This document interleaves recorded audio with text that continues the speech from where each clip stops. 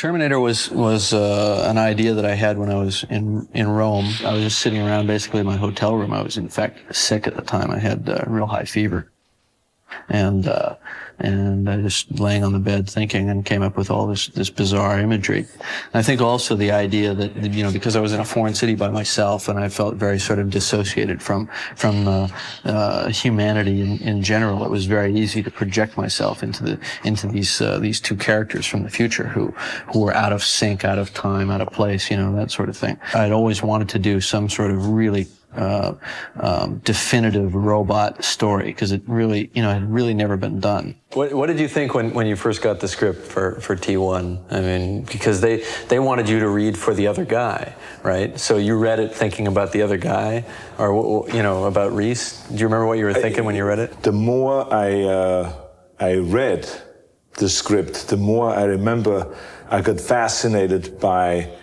the Terminator. Bad guy.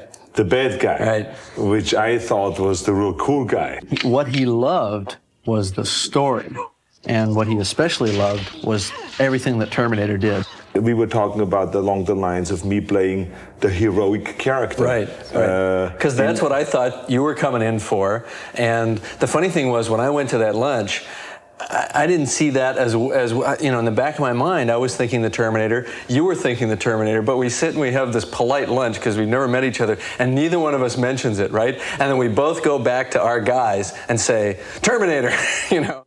You then did something really smart. You sent over to my office your painting that you did of Terminator. Right. You impressed with my face on it. Right. And with the holding the 45 or like this across the chin like this. And I looked at this painting and I said, I am the Terminator. I'm gonna make this call now. Right. And I called Lou, right, my agent, right away, and I called you and I said, I want to play the Terminator. Yeah. And then the deal was made. What changed was that the original concept as written, and the script didn't change at all, not a single line of dialogue was changed, but the visual concept was that the Terminator was this anonymous character who could walk out of a crowd, just one face in the crowd, could walk up and kill you for no apparent reason except for what your life would mean in some future time. And that concept changed because Arnold doesn't vanish into a crowd. It took on a slightly more hyperbolic visual style. It was a little larger than life. It still played sort of realistically, but it became more nightmarish, and you always knew he wasn't quite human. Obviously, in order to get the intensity on the face to make you a killer, there's a fine line with having you be completely blank. So, you know, there was some sense of emotion isn't really the right word, but intention, I think. The fact that you were a killer, I don't want to say predator, but a predatory creature in a way, and very focused on your goal.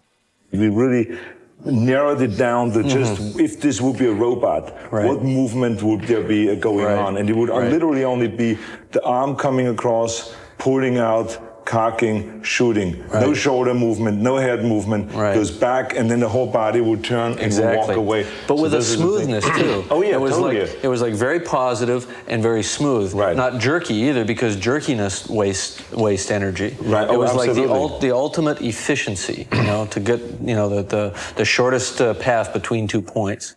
What I found to be effective, certainly on Terminator, was to do a slow motion build-up, or to subtly segue into slow motion where you almost don't realize it, and it becomes almost a dreamlike pace, or that dilation of time that you experience when you're in a traffic accident and it's happening and you can't stop it, and time seems to stretch. For me, the fun in that scene was the build-up, the latent tension of what is going to happen, knowing that one guy's armed, the other guy's armed, they're lurking around through the crowd, so all hell's going to break loose. Remember the first day we shot the scene where you're driving through the parking garage in the police car that you've stolen, and you're looking for them. And on that first day we got together and we talked a little bit, and we worked out some physical behavior like a shark, you know, kind of the way it moves back and forth looking for prey. And then you came up with the idea of moving your eyes, then moving your head to follow the eyes, then moving the eyes back and moving the head back. So it became almost like a surveillance camera. And the funny thing was, it didn't really get real to me until the next morning in dailies. And I saw that close up and I went, this is working great. Yeah. That nobody has ever seen this before. When writing I'll Be Back, I didn't think that that line would play funny at all, because you almost have to see the movie to know that he's coming through the door with the car. I figured that that would be a line for people who were seeing the film again, which obviously Terminator is one of those movies that people see over and over, so it works like that. But you know what? It worked even when people hadn't seen the movie before, because they could just guess what your version of coming back was going to be. You know what I mean? Exactly. By that point, they were in sync with the picture, and the picture was working. In the first picture, you were so enthusiastic about the character and about the work. I mean, as you are in all your films, but I hadn't worked with you before, so I wasn't ready for this. That you just jumped in. I mean, there was stuff where we had you tied to the top of a car, holding on while the car raced backward down the alley with your arm on fire. I think the worst moments were not really when I had to do something physically, like, you know, running through a window, or falling through a window, or landing on glass, or something like that, or being on top of a car. It was more the acid that was poured on me to make me smoke, to make the character smoke. I remember. That's true. We did pour acid on you. I kept saying, is there no other way? A mild acid. It's a very mild acid. Yeah, very mild. Is there no way that we can just put some smoke in there somewhere in the clothes that I can smoke, rather than having acid being poured on? With fire and acid and those kind of things, you never know. Well, you know when that stuff starts to get around the face. Exactly, too much, or in the eyes, you know, it burns a little bit. I think that there was one major decision that was made that everything else sort of devolved from, which was made jointly between myself and Stan Winston when I approached him to do the the makeup and prosthetic effects on the film. And that decision was to not do a man in a suit. We had to sell the idea that this was the suit that was inside the man. All I remember was that I walked into Stan Winston's office. Right. His building where he designed all the everything, you know, the Terminator look after you got through prepping him what it should look like and all this, and he started making drawings and the makeup and design all this stuff. I remember walking in one time and he said to me, "This is what you're gonna look like." And I looked at this, and I did not think it was humanly possible to create this kind of a makeup. With the cheekbones sticking out. I mean, there was skull. mechanism underneath. Yep. The hydraulic mechanism underneath the cheeks. Right. And when the meat is ripped off, when the teeth are sticking out on the side, when the mouth is gone, when the artificial eye, I mean, that lens is exposed and lights up red and all this stuff. When I saw that, I said to myself, that's impossible to do. And he looked at me, and when I told him that, he said to me, "It's possible, Arnold, but it would take hours and hours and hours and a lot of your patience." I tried to structure a script in such a way that it was not too highfalutin budget-wise. The executive producer begged us to write more of the scenes as daytime because of the perceived cost difference. But, you know, I plunged madly on. It seemed so important stylistically to keep the film a night film as much as possible. And so we kept it that way. And I don't think it really impacted the cost all that much. The first one was really a struggle, especially when it came to makeup, like you said, because there wasn't that much time available and that much money available. Right, exactly. In fact, probably toward the end, we didn't even have anybody to put it on. It was, "Here, Arnold, put this on." I know. We were going out on our own, shooting quickly a scene. You remember punching into the window?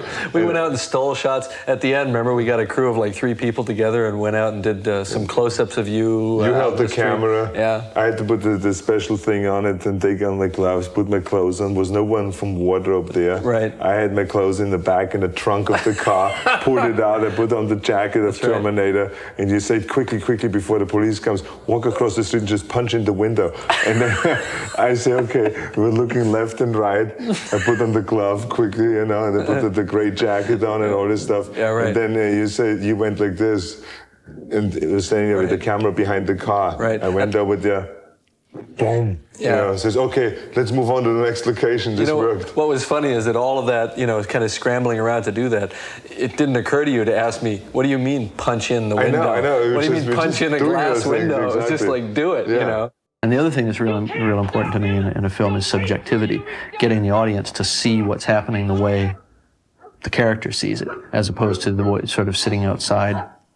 And I like to try to, force you to see it, feel it more the way they do within the frame. You can't step in there with them, but hopefully the next best thing. It was primarily an aesthetic decision in the writing, which was to show these nightmarish glimpses as they were perceived subjectively by this character, Reese, and then to take that and juxtapose it back and forth with Sarah Connor and her sort of very normal, almost mundane life. When you were casting, especially the female lead, which then became Linda Hamilton's part, I remember you were very interested in finding someone that fits a certain specification, a certain woman, and I think that's interesting. You were telling me that what you were looking for. Well, it's interesting that we cast Linda, and she was right for the first picture, and she wasn't she had to have some strength, but when you first saw her, she had to seem to be kind of an everyday person and vulnerable, and the kind of person who was really almost a victim in a way. Right. And at the end, that strength emerges. First, she was this soft, nice, feminine girl that was working there in this restaurant, right. And just having a great time, being one of those young girls that was out there having a good time. And then, as she became the victim, and as time went on, and she realized what her mission was, she became harder and harder. Exactly. And at the end, she was really tough. You really got the feeling this woman has changed, and she's ready to take on this challenge. Michael Biehn obviously did a fabulous job with Reese. There is a funny anecdote there, which is that Michael came in to read for us, and he gave the best reading of any of the actors that we'd seen, but it was with a Southern accent, we talked to his agent, very politely said, Michael's very good, but we really don't want him to seem so specific that he comes from the South, because he's from the future. We don't want it to be that specific. And the agent said, what accent? He doesn't have a Southern accent. It turned out that he'd been reading for Cat on a Hot Tin Roof the morning, that morning of the reading, and he hadn't shaken the accent. I always felt that this was more than the ordinary action film. Right. And it was more than a special effects film, and or like what some thought was just a B movie, and that it is only appealing to the kids between 14 and 18. This is not to be looked at as just a limited audience, a movie for limited audience, but in fact, I think the story is so solid and so good, and it has so many interesting messages there, and it is also entertaining, and so that it would have a broad appeal. Right. That it would have an appeal towards for the women. It would have something for the older folks. It was just something that had something in there for everyone, and I think because of that, there was. After the movie was gone from the theaters, then when it came on television, it was 10 times as big, the ratings and how many people saw it. And then when the video came out, it was like a mushrooming effect there. And I think that's what eventually led to the belief that we must do a second Terminator. It's funny that every year that went by that we didn't make the sequel, the demand for the sequel got greater. Exactly. Yeah. And that's why you and we got together periodically and started working on a plan and mapping out times to keep a certain time period blocked out so we can go and eventually down the line. Actually, you'd call me up about once every 6 months and say, so how's it going on? No, you'd talk about other things for about 5 minutes and then, so how's Terminator 2 going? That's right, yeah. So, anyway, so that was, we were fortunate enough that it did come together and that we did make a second Terminator. Terminator 1 was like a hallucination for me. I was making my first picture. I had no idea it was really going to be a success. I mean, when I wrote it, I probably thought it stood the chance of being a success. I wrote it that way on purpose, but you never really believe that it's going to happen or that it can happen. And so everything after that was like a dream for me for a while. And then I realized, yes, it did happen. This really did find its audience. And it gave me a lot of, courage as a filmmaker to go on and do other stuff. I felt right from the beginning when I read the script and when I had my meeting with Jim Cameron that it was a winner. I felt it all the way through the shooting of the movie. Every time we prepared for a stunt, every time we did a scene, I was more and more convinced that we had a winner in our hands. And then when Jim showed me after the shooting was completed, he showed to me some of the edited footage.